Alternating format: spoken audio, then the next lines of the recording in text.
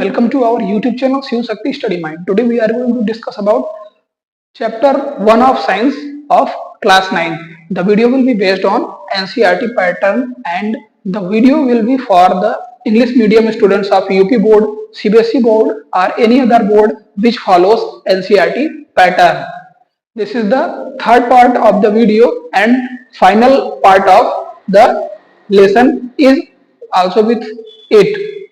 Today we will finish the lesson and we will discuss all the scenarios and aspects of the chapter, as we will discuss what is the effect of temperature and what is the effect of pressure on the matters and changing of their states from one state to another, vice versa. And also we will discuss about melting point, boiling point, what is evaporation, factors affecting evaporation. All the things are going to be discussed in the video. So this video is very important for class 9 student. So don't go anywhere and be with us till the last of the video, and you will find this very entertaining in all the respects. Let's begin.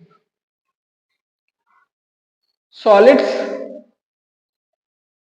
liquids and gases. These are three main parts of matter. Matters can be in solid form, liquid form or gaseous form. We can change it with some special condition. When we heat solids, after a certain amount of heat, solids can be changed into liquid, and liquids on freezing means when we lower the temperature to a certain point, it will change into solid. For example, when we take ice, it is a solid. When we heat it, it started melting and changes into water, which is in liquid form. When we take water and bring it into the freezer, it will change into ice, that is solid form.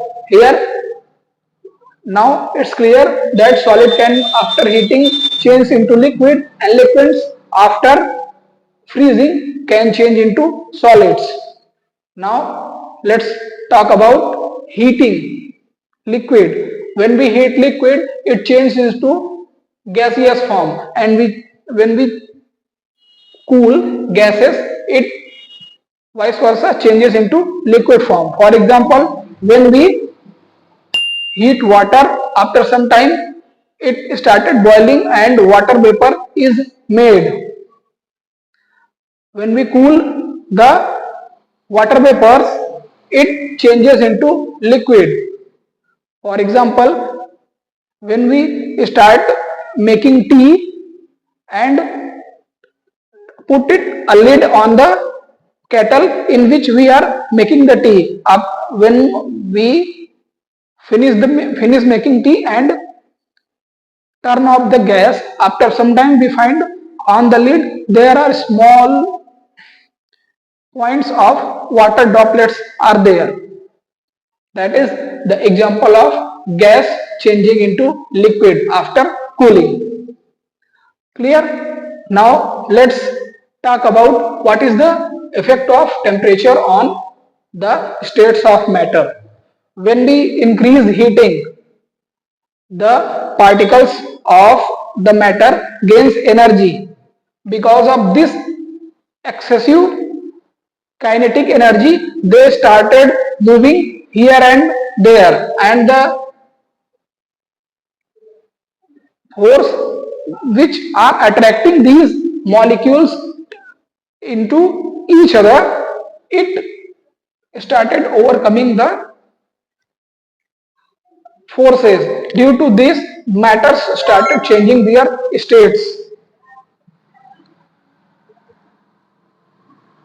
Solids after heating changes into liquid, liquids after excessive heating changes into gaseous form. These are the because of effect of temperature.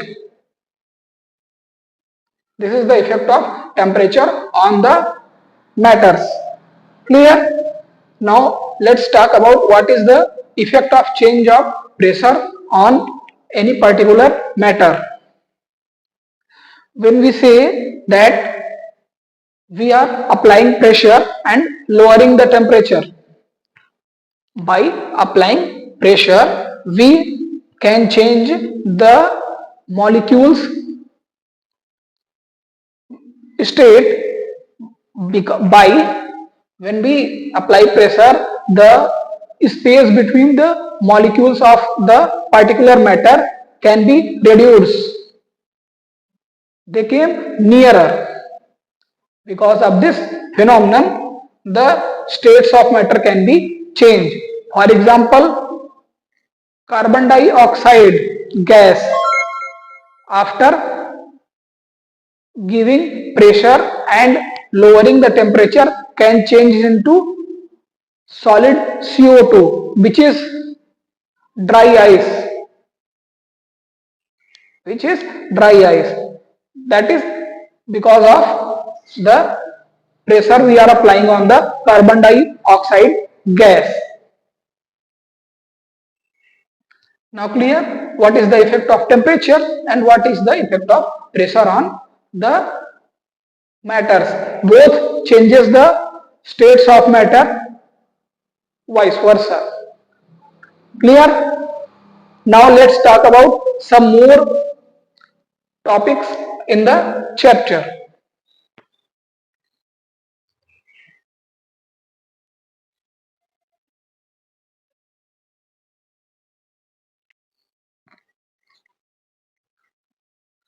Now let's discuss about melting point. What is the melting point of a matter? It is the temperature at which a solid melts to become liquid. What is melting point? The temperature at which a solid melts to become liquid at the atmospheric pressure. Means the pressure should be what is the surrounding at there is available, that is known as atmospheric pressure. So the temperature at which a solid melts to become liquid at the atmospheric pressure is called its melting point. For example, melting point of ice is 0 degree centigrade or 32 degree Fahrenheit. It can be a MCQ. What is the melting point of ice? In degree centigrade is 0 degree and in Fahrenheit, 32 degree Fahrenheit. Once again, let's discuss the definition of melting point. The temperature at which a solid melts to become liquid at the atmospheric pressure is known as its melting point. For example, melting point of ice is 0 degree centigrade or 32 degree Fahrenheit. Clear? Now let's discuss about boiling point. What is the boiling point of any matter? The temperature at which a liquid starts boiling is known as the temperature at which a liquid starts boiling at the atmospheric pressure provided there is known as its boiling point. Boiling is a bulk phenomenon. What is the meaning of boiling? Boiling means when you start heating any liquid and it started making bubbles. After some time, first it will start, some fogs are there. After some time, the whole pot is boiling at same rate from top to bottom. This is known as bulk phenomenon. Means when the liquid started boiling, all the molecules should boil at same time and same temperature. At same time and same temperature. This is known as bulk phenomenon, and boiling is this. What is boiling point? The temperature at which liquid starts boiling at atmospheric pressure, which is known as boiling point of that matter. And boiling is a bulk phenomenon, means boiling always occurs in bulkily, not single molecule can be boiled. When you boil some liquid, it boil at same temperature, all the molecules will boil same time. This is known as bulk phenomenon. For example, boiling point of water is 100 degrees centigrade or 212 degree Fahrenheit. When you heat water at 100 degrees centigrade, it started boiling. Means when we heat water and there are bubbles in water, it is said that the temperature reached 100 degree Fahrenheit, then 100 degree centigrade or 212 degree Fahrenheit. At that point is known as boiling point. Clear? If you have any doubt, you can raise it in the comment box. We will solve it as we get it. Now let's discuss about some more points here.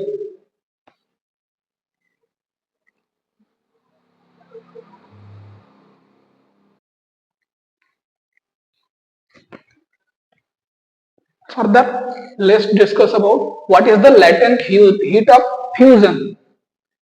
The latent heat of fusion means the amount of heat energy required to change 1 kg of solid into liquid.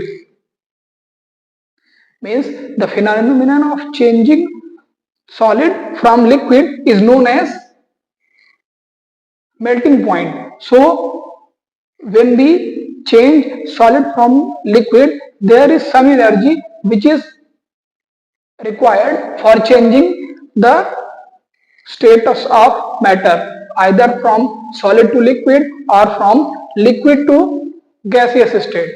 So the energy which is required for changing 1 kg of solid into liquid at its melting point is called the latent heat of fusion of that solid.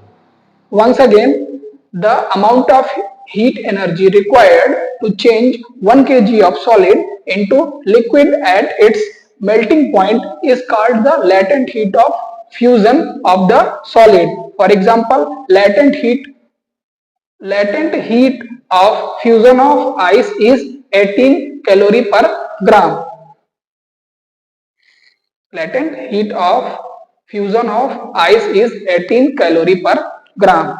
Clear? Now let's discuss about what is the latent heat of vaporization.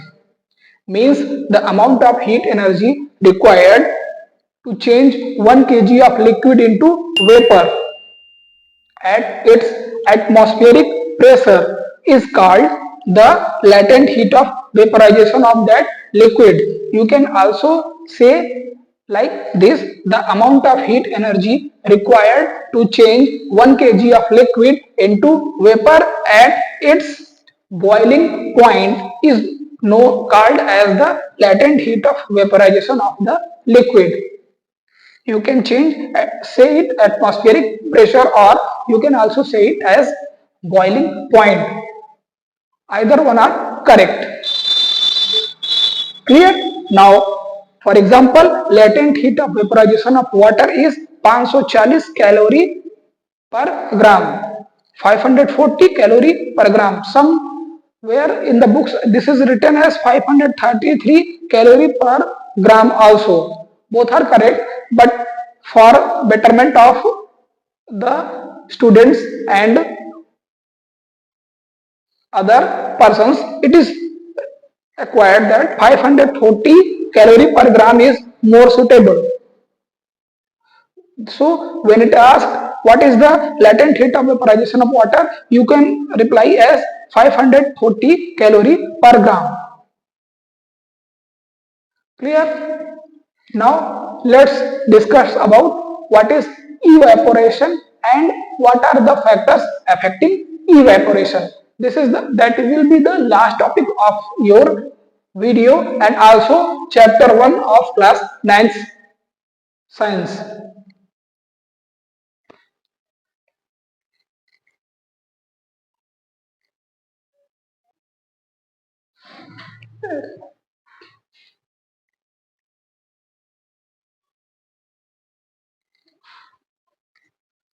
This is the last topic of the chapter, which is evaporation, or we can say it vaporization. What is evaporation or vaporization? It is the phenomenon of changing of liquid into vapor at any temperature below its boiling point is known as evaporation or vaporization. The daily use of evaporation or evaporization in our daily life is drying of cloths. Drying of cloths is the best example of evaporation or vaporization, where the liquids change into vapor at the temperature which is below its boiling point. Clear? Now let's discuss about some factors which are affecting evaporation or vaporization. Evaporation or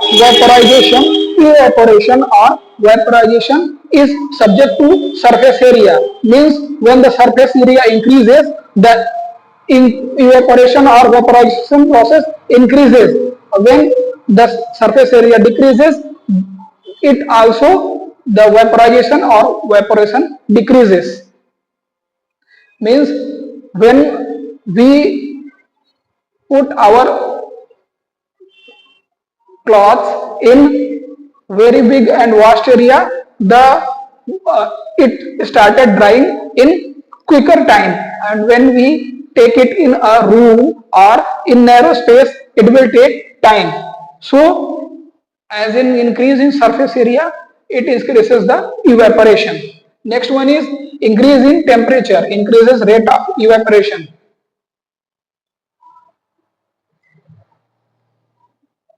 Evaporation or vaporization is subject to temperature increase also.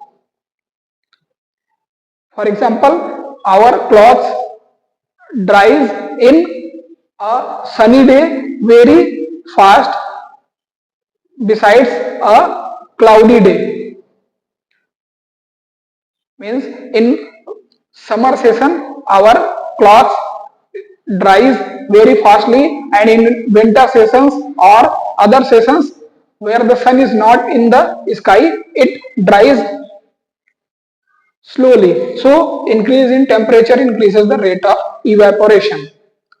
Clear? Next one is decrease in humidity increases evaporation. What is humidity? Humidity means